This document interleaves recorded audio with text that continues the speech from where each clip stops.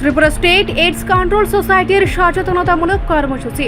Tripura state AIDS control society ও বিদ্যালয় শিক্ষা দপ্তরের যৌথ উদ্যোগে মঙ্গলবার আগরতলাস্থিত প্রজ্ঞা ভবনে এক সচেতনতামূলক কর্মসূচির আয়োজন করা হয়।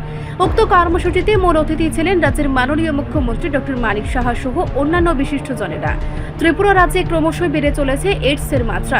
এইডস কন্ট্রোল সোসাইটি এই নিয়ে প্রতিনিয়ত কাজ করে চলেছে। বিশেষ করে রাজ্যে যেভাবে নেশার বাড়বাড়ন্ত দেখা যাচ্ছে, তাতে করে শিরাপথে ড্রাগস গ্রহণ এইডস সংক্রমণের অন্যতম কারণ হয়ে দাঁড়িয়েছে। এছাড়াও নানা কারণে এইডস সংক্রমণ ঘটতে পারে।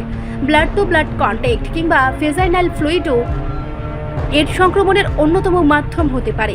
এ বিষয়ে সকলকে সাবধানতা অবলম্বন করতে এবং অবশ্যই সময়ে সময়ে চিকিৎসকের পরামর্শ নিয়ে এইডস পরীক্ষা করাতে হবে। এদিন মঞ্চে এইডস নিয়ে আলোচনা করতে গিয়ে কথাগুলো বললেন মুখ্যমন্ত্রী ডক্টর মানিক সাহা। এদিনের এই অনুষ্ঠানে বিভিন্ন স্কুল থেকে ছাত্রছাত্রীরাও অংশগ্রহণ করেন। এইডস সংক্রান্ত শিক্ষা নিয়ে যাতে নতুন প্রজন্ম ওয়াকিবহাল থাকে এবং নিজেদের এইডস মুক্ত রাখতে পারে, সেজন্য শিক্ষাক্ষেত্রে এইডস সংক্রান্ত শিক্ষার প্রসার একান্ত প্রয়োজন। এদিন উক্ত কর্মসূচি নিয়ে মুখ্যমন্ত্রী আরো বললেন, ছেলে মেয়েরা কোথায় কোন সময় কোথায় যাচ্ছে, ঠিক আছে, তাদের যেহেতু স্বাধীনতা আছে, এর অর্থ এই না একটু নজরদারি রাখা খুব প্রয়োজন।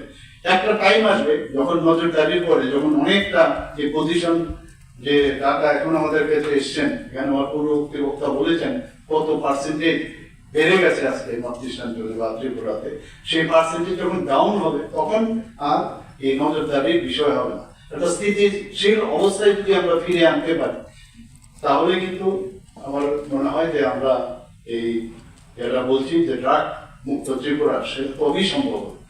মাননীয় প্রধানমন্ত্রীজি বারবার বলছেন মানে নেশামুক্ত ভারত, এবং আমাদের হোম মিনিস্টার সাহেব বারবার বলছেন যে নেশামুক্ত ভারত। তো আমরাও নেশামুক্ত স্টেট এবং নেশামুক্ত ত্রিপুরা আমরা সেই ঘোষণা করেছি। আমরা জিরো টলারেন্স নীতি আমরা সেটাকে গ্রহণ করেছি।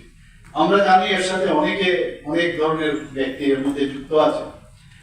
আমি প্রায়শ যারা আমাদের বিভিন্ন এজেন্সি যারা আছেন তাদের সাথে আমি মিটিং করি, এবং আমি নিজে সাহেবকেও বলেছি কাউকে যেন ছাড়া না হয়। কিন্তু এটা একা এজেন্সি বা গভর্নমেন্টের পক্ষে সেটা সম্ভব হবে না। কোথায় বিক্রি হচ্ছে প্রচুর এভরিডে, আপনারা নিশ্চয়ই দেখেন যে কত ড্রাগস মানে সে তাদেরকে ধরছে, এবং ডিস্ট্রাকশন পার্সেন্টেজের কথা যদি বলি অনেক বেড়ে গেছে, আগের থেকে অনেক বেশি। এবছর আমরা যেটা দেখলাম 2023-24 প্রায় সেখানে প্রায় 103% উপর বেড়েছে। ডিস্ট্রাকশনের দিক দিয়েও প্রায় 130% উপরে বেড়েছে। এগুলো তো হতে হবে, কিন্তু আমি যদি না গ্রহণ করি বা আমরা যদি এমন একটা পরিবেশ তৈরি করতে পারি যেখানে এর যে ড্রাগস দিলে কি অবস্থা হতে পারে, কি সমস্যা হতে পারে, সেই বিষয়গুলো আজকের এই যে অ্যাওয়ারনেস প্রোগ্রাম, বিশেষ করে এইচআইভি।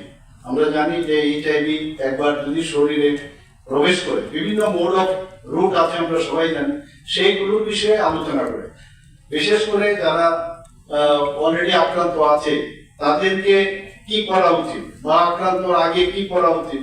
যেমন আমার পূর্ববর্তী বক্তা এখানে সেক্রেটারি মহোদয় বলেছেন যে যেমন সেফ সেক্স, সেটা প্রপারলি যাতে সাবধানের সাথে সেটা করা হয়, সেই বিষয়গুলো কিন্তু আজকে এগুলো নিয়ে আলোচনা করা। ইভেন যারা গার্জিয়ানরা আছেন ঘরের ভিতরে, বাড়িতেও এই বিষয়ে আলোচনা করা উচিত।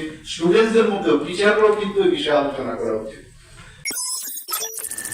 রিপোর্ট সংবাদ প্রতীক্ষা।